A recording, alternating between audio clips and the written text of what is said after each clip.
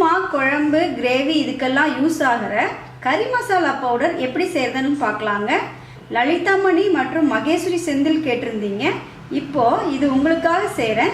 இது மற்றவங்களுக்கும் யூஸ் ஆகும்னு நினைக்கிறேன். வாங்க இதுக்கு என்னென்ன பொருட்கள் வேணும்னு பார்ப்போம். சோம்பு 1 டேபிள் ஸ்பூன், மிளகு 1 டேபிள் ஸ்பூன், வெந்தயம் அரை டேபிள் ஸ்பூன், எண்ணெய் அரை டீஸ்பூன், ஜீரகம் 1 டேபிள் ஸ்பூன், கழுவி உலர்த்திய கருவேப்பிலை 10, பட்டை 4, லவங்கம் 8, கல்பாசி சிறிய பூ 1, வரமிளகாய் 50 கிராம், தனியா 50 கிராம். இந்த மசாலா பவுடர்ஸ் எல்லாம் ஒரு மாதத்துக்குள்ளே யூஸ் பண்ணுற அளவுக்கு நம்ம அரைச்சிக்கலாங்க. அப்போ தான் வாசனை ரொம்ப நல்லாயிருக்கும். அதனால தான் நான் எண்ணெய் போட்டு வறுக்கிறேன். சும்மா ஒரு 2 சொட்டு எண்ணெய் விட்டுட்டு தனியா சேர்த்துப்போம். இதை பொன்னிறமாக குறைந்த அனலில் வறுத்து எடுத்துக்கலாங்க. பாருங்கள், தனியாவோட கலர் நல்லா மாறிட்டுது. இதுக்கு மேலே வறுக்கக்கூடாது. ஆஃப் பண்ணிவிட்டு ஒரு அகலமான ஒரு முரத்தில் கொட்டிக்கலாம். இப்போது இன்னும் ஒரு சொட்டு எண்ணெய் விட்டுட்டு வரமிளகாய் சேர்த்துலாம். இதையும் நல்லா முருகலாக வர வரைக்கும் தீயாமல் வறுத்து எடுத்துடலாங்க. பாருங்கள், வரமிளகாயும் சைஸில் நல்லா உப்பிருச்சு. இப்போ இதை ஒரு பிளேட்டில் உடனே எடுத்து கொட்டிடலாம். இப்போது இன்னும் ஒரு சொட்டு எண்ணெய் விட்டுட்டு மிளகு சேர்த்துக்கலாம். இது கைவிடாமல் வறுக்கணுங்க, இல்லைன்னா பட்டு பட்டுன்னு வெடிச்சுட்டே இருக்கும். நல்லா இது வெடித்து வர வரைக்கும் ஃப்ரை பண்ணுவோம். அவ்வளோதாங்க, மிளகு மாற்றிடலாம்.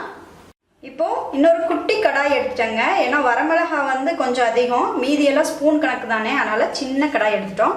இதில் வெந்தயம் போடுறோம். வெந்தயத்தை கருகாமல் பொன்னிறமாக வறுத்து எடுத்துடலாம்.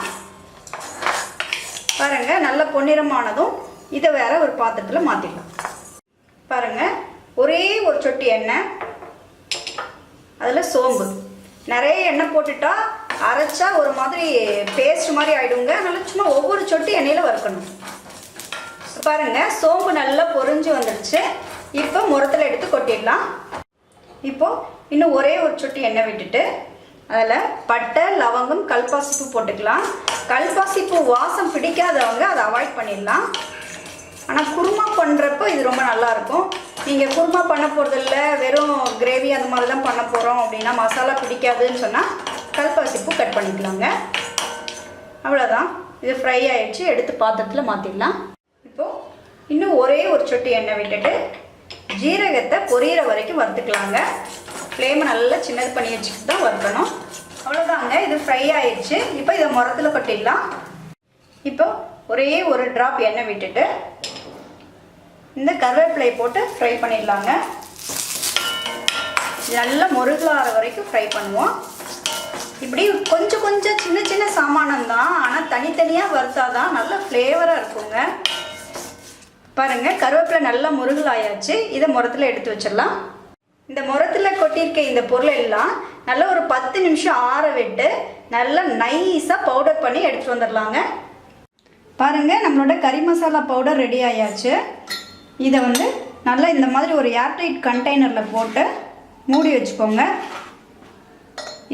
இதில் இருக்க மிளகாய் நமக்கு கிரேவிக்கு தேவையான காரத்தை கொடுக்காது. நீங்கள் கூடவே வழக்கமான மிளகாய்த்தூள், தனியாத்தூள், இஞ்சி பூண்டு பேஸ்ட்லாம் போட்டு நீங்கள் குழம்புலாம் ரெடி பண்ணுங்கள், ரொம்ப சுவையாக இருக்கும். பாருங்கள், நம்மளோட கறி மசாலா பொடி ரெடி ஆயாச்சு. இதை நீங்களும் ட்ரை பண்ணி பாருங்கள். உங்களோட கிரேவி ரொம்ப வாசனையாக இருக்குங்க. நன்றி ஃப்ரெண்ட்ஸ். உங்களுக்கு இந்த வீடியோ பிடிச்சிருந்தா சோனா சமையலுக்கு சப்ஸ்கிரைப் பண்ணுங்கள், ஷேர் பண்ணுங்கள், உங்களோட வேல்யூபிள் கமெண்ட்ஸை பதிவு பண்ணுங்கள். தேங்க்யூ.